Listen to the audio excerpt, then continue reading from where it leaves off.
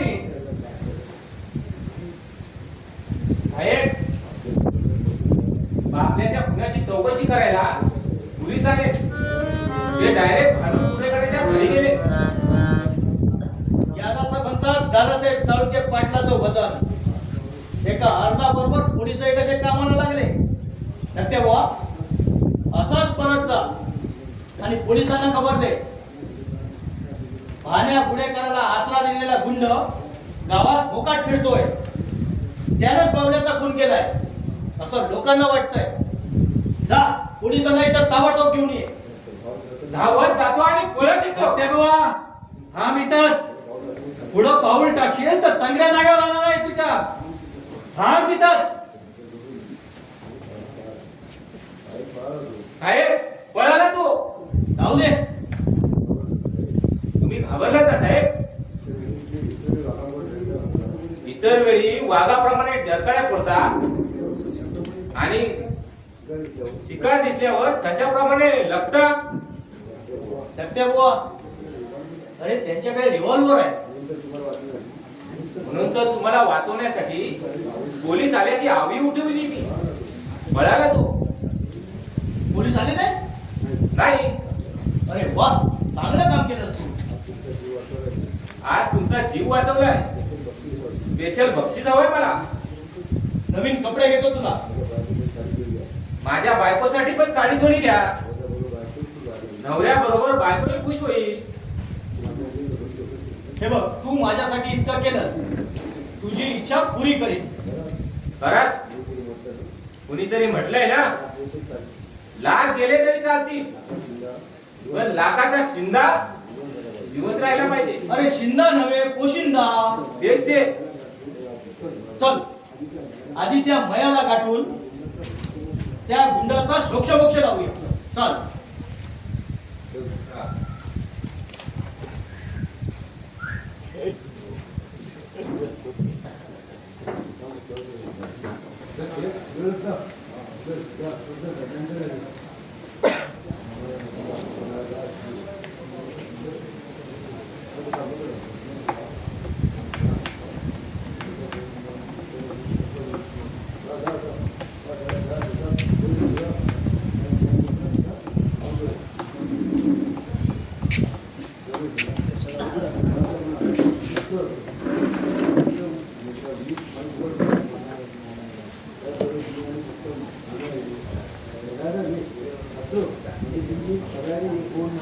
असं म्हणजे तुम्ही सगळ्यांनी एक होऊन साक्षी पुरावे गोळा केले. आता पोलीस माझ्या हातीत बेड्या घालतील, माझी आणि धिंड काढतील. म्हणून आनंदाच्या उकळ्या कुठल्या असतील तुम्हाला. एकाच खुनाबद्दल फाशीवर जाणे इतका हा कवडी किमतीचा नाही दादासाहेब साळुंके पाटील. अरे बापरे. अरे बापरे.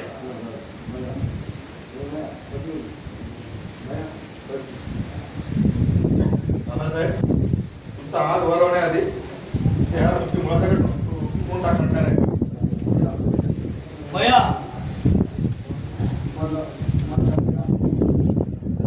मला माझ्या गौरव अधिकार लावायचा होता. गौरव रुपालीबद्दल खोटं नाटक सांगून मला भटकावलं. काय म्हणायचंय तुला? गौरव रुपालीचा लफडा आहे हे मी खोटं सांगितलं तुला? त्यांचा एकमेकांवर जीव जगला हे खरं आहे, परंतु तुम्ही सांगितलं ते खोटं आहे. परेश, तू आलास ते बरं झालं.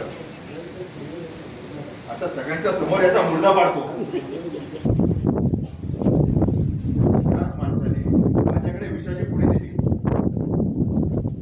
आणि दारूच्या नशेत पैशाच्या लालसेने मी ते दारू गुत्तेवाल्याकडे दिले.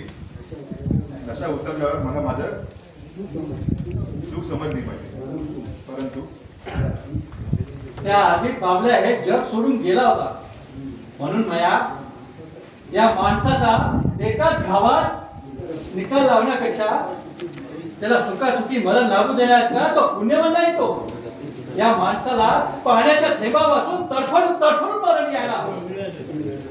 तुम्ही मेंढर या दादासाहेब साळुंके पाटलाला तडफडून मारणार काय? अरे शेळ्या मेंढरांनी कधी वाघाची शिकार केलेली ऐकलंय? समोर समोर जुगाई देवीच्या मंदिराकडे बघ. सारी पंचकोशी बसले तुमची कसाब करण्याची कथा ऐकायला. नामदेव, धाकट्या खोकट्याला घेऊन जा, तिथंच थांब. गरज लागली तर हाक मारतो तुला.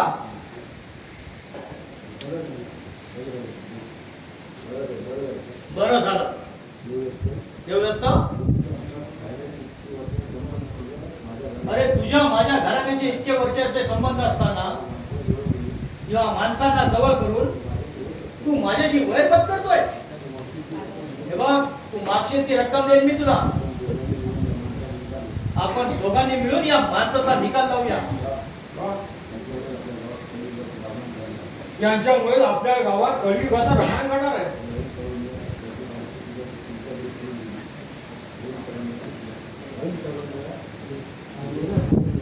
आणि तारुण्यात यांची बायको तुझ्यावर पळून गेली तर भानुगडाचा पुढे गाचा पोर आहे. आजवर जगाच्या डोळ्यात फुल फेकले तुम्ही. भानू गुडेकरांच्या बायकोला पळून नेणारा आणि त्याचा संसार उद्ध्वस्त करणारा तो तूच होतास. मी होय, तूच होतास.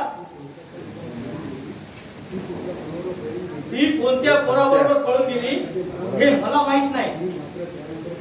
मी मात्र त्यानंतर 15-20 दिवस गावातच होतो. गावाबाहेर गेलोच नाही. त्यानंतर मात्र नोकरीचं निमित्त करून तू मुंबईला गेला. ती आणि तुम्ही 3 वर्ष एकत्र राहत होता ना. अबा, असं असतं तर तिला सोडून मी कायमचा गावाला आलो असतो. अजूनही खरं बोलला नाही तर इथला इथं मुंडा पाडून सुखानं शिक्षा बघायला जाईल. आता वेळ वाया न दवडता खरं खरं बोला. यापुढं माझ्याबद्दल कुणाला काही सांगणार नाही. या भ्रमात मी वावरत होतो, परंतु नियतीनं माझ्यावर डाव साधला. देवदत्त, ऐन तारुण्यात तुझ्या चुलत्याची, जयंताची आणि माझी चांगली मैत्री होती. भाण्याच्या बायकोवर माझा लग्ना अगोदरपासूनच डोळा होता. हे फक्त त्यालाच माहित होतं. त्यावेळी जयंत काका मुंबईला गेला होता. होय, मनात सगळं ठरवूनच मी जयंताला गावाला बोलवलं. ठरल्याप्रमाणे जयंता मुंबईला जातात मी सुद्धा त्याच्याबरोबर मुंबईला जायला निघालो. आणि कुणाला संशय येऊ नये म्हणून मी गावातच राहिलो.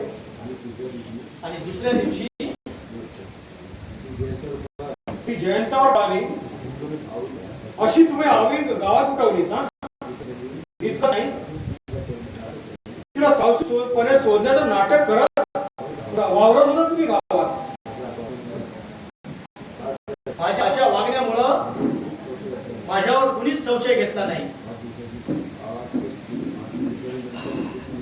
8 दिवसानंतर मी नोकरीचं निमित्त करून मुंबईला गेलो.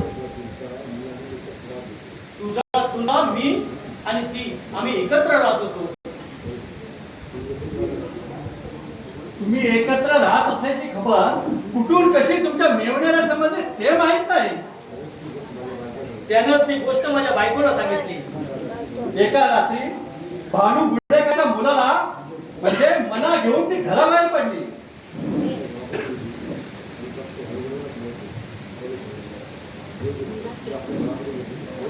ती आपल्या भावाकडे गेली हे फक्त भानू गुडेकराला माहित होतं. परंतु ती तुमचं नाव घ्यायला घाबरत असल्यामुळे बिचारा व आयुष्य मुख्याप्रमाणे जगला. त्याने तोंड उघडला असतं तर या माणसानं भानू गुडेकरासहित भानू गुडेकरासहित आपल्या धर्मपत्नीला आणि त्या दोघांनाही संपवलं असतं या नराधमानं. ठारच करणार होतो त्यांना मी, परंतु माझ्या हातून ती सुटली. देवदत्त, आम्ही दोघं नवरा बायको प्रमाणे 3 वर्ष एकत्र राहिलो. आम्हाला एक मुलगी झाली. तिच्यासोबत तुझा चुलता जयंत राहायचा. इतका असतानाही तिला सोडून अचानक माणूस हा कसा गायब निघून आला गावाला? त्या जन्माला आलेल्या मुलीला ठार गेलं की काय? नाही, एक दिवस माझं डोकं दुखायला लागलं म्हणून मी कामावरून अर्ध्या दिवसानं घरी आलो. दाराची कडी वाजवली. माझ्या येण्याचा आसभास नसल्यामुळं, दुसराच कोणीतरी घरात असल्यामुळं असं वाटू लागलं मला. म्हणून त्यावेळी तिनं कोण आहे हे बघण्यासाठी अर्धवट दार उघडलं. मी आत नजर टाकली. माझ्या आधीच कामावर जायला निघालेला जयंता तिच्या पाठीमागे उभा होता. त्यावेळच्या त्यांच्या त्या अवतारावरून मी काय समजायचं ते समजलो. बाहेरूनच दार लोटला आणि मागे फिरलो. तर दोघांना संपवण्याची सुपारी दिली होती तू गुंडांना.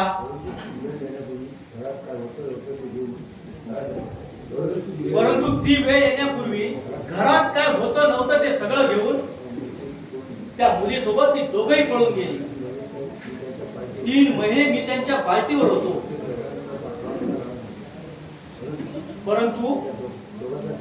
परंतु त्या दोघांचा मला ठाव ठिकाणा लागला नाही. शेवटी मी कंटाळलो आणि गावाला आलो. इथं तुमच्यावर कुणाचा संशय नसल्यामुळे गावात बिंदास वावरत होता तुम्ही. मनात मात्र ठरवलं होतं, जर का ती माझ्या दोघंही नजरेला पडली तर त्यांचे असे हाल हाल करून मारेन की ते बघून दुसरा कुणाचाही घात करण्याचा धाडस होणार नाही. एका पापी नराधमानं दुसऱ्याच्या पापाबद्दल बोलावं म्हणजे आश्चर्यच आहे. त्यांना कुणी मारायची गरज नाही. गावच्या इज्जतीसाठी, गावच्या देवाच्या चौखंब्यासाठी, घराण्याच्या लौकिकाला कलिंका लावायला निघालेल्या ना गावच्या देवीनं पांढरीनं निर्दयी शिक्षा दिली. मला अजूनही समजलं नाही. माझ्यासारख्या नराधमाची कसाब करणी मला अजूनही नाही समजली. आणि तुम्हाला कशी समजली? ज्ञानदेवाची करामत. ज्ञानदेव, आता तूच बोल. सांगतो. 4 महिन्यापूर्वी मी गाणगापुराला दर्शनासाठी गेलो होतो. त्या ठिकाणी एक सहन न होणाऱ्या जखमांसहित 2 भिकारी बसले होते. मला त्यांची दया आली. मी त्यांच्या जवळ गेलो, त्यांची विचारपूस केली आणि ती दोघं होती जयंताचा, देवदत्ताचा चुलता जयंता आणि भानी गुडेकरांची बायको. परंतु तिला पळून नेणारे खरे गुन्हेगार तुम्हीच होतात हे जयंतच्या तोंडूनच समजलं आम्हाला. गुन्हेगार नसताना जयंताला तुम्ही बदनाम केलं. त्यामुळेच त्या बाईला नादी लावून तिचा सूड उघडण्याचा प्रयत्न ठरवलं होतं. ज्ञानदेवनं पुढची माहिती काढली. मला ज्ञानदेवनच या गावात आणलं.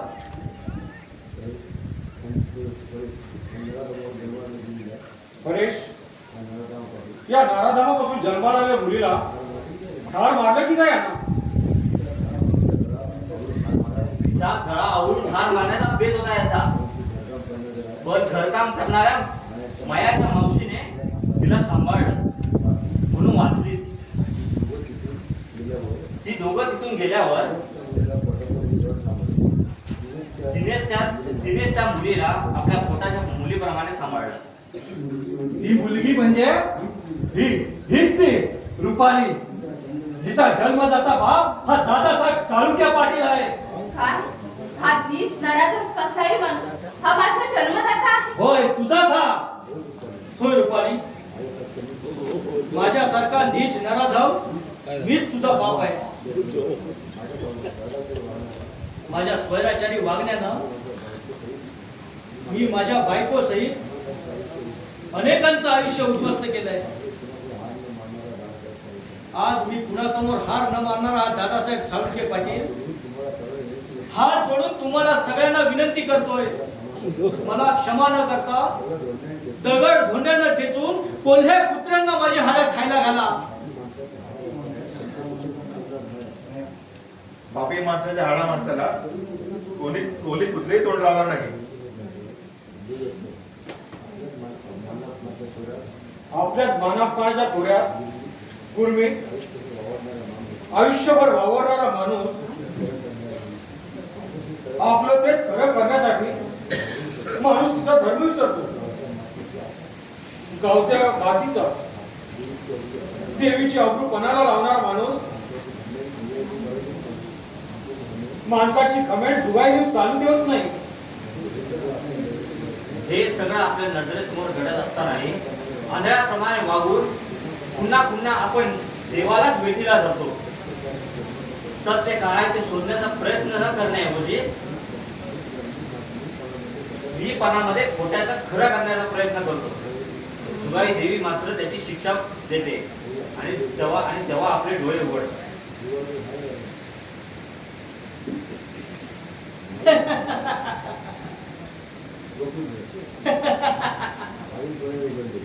अरे आता माझेच डोळे उघडले. म्हणूनच हा एक नंबरचा नीच माणूस तुमच्या हातून मरणार नाही.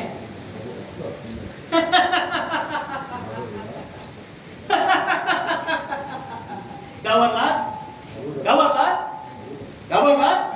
घाबरू नका. मी तुमच्यापैकी कुणालाही मारणार नाही. मी खून करणार आहे तो माझ्यातल्या गुर्मीचा, घमेंडीचा, अहंकाराचा, खोट्या नावलौकिकेचा, गावच्या इब्रतीचा, पांढरीच्या लौकिकाला, देवाच्या चौखांब्याला कलंक लागू नये म्हणून जुगाई देवीनं मला साक्षात्कार घडवला आहे. कसला साक्षात्कार? या गावाला पापमुक्त करण्याचा.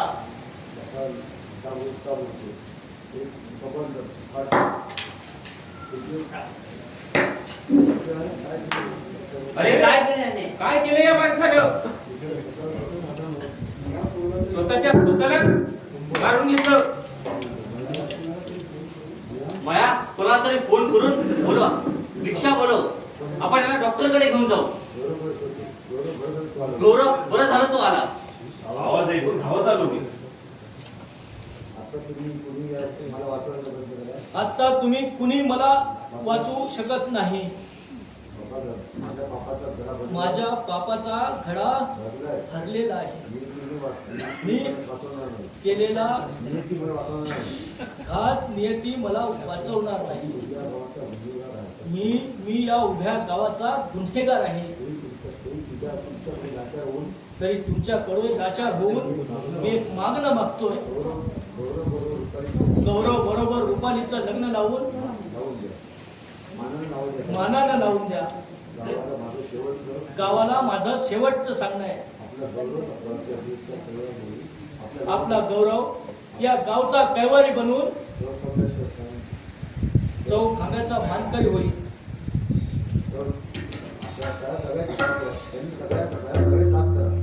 त्याला तुम्ही सगळे साथ करा. दादासाहेब,